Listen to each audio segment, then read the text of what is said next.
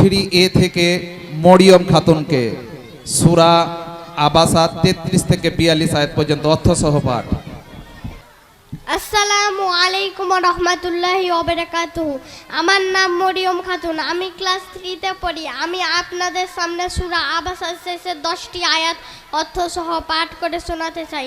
আউযু বিল্লাহি মিনাশ শাইতানির রাজিম। বিতাড়িত শয়তানের হাত থেকে আল্লাহ তোমার কাছে সাহায্য প্রার্থনা করছি। বিসমিল্লাহির রহমানির রহিম। পরম করুণাময় দয়াময় আল্লাহর নামে শুরু করছি। ফাইজা জাআতিস সাখা, অতঃপর যখন বিকট আওয়াজ আসবে।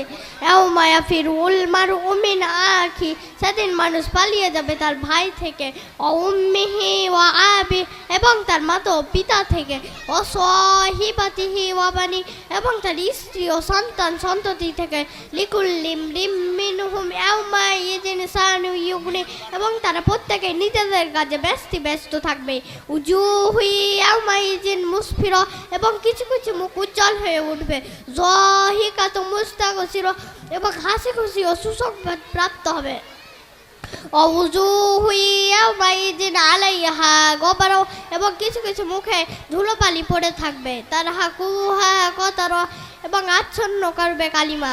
উলাইকা হুমুল কাফারাতুল ফাজর, এবং তারাই হলো আল্লাহর প্রত্যাখ্যানকারী এবং পাপাচারী। আসসালামু আলাইকুম ওয়া রাহমাতুল্লাহি ওয়া বারাকাতুহু। ওয়া আলাইকুম আসসালাম, অসংখ্য ধন্যবাদ।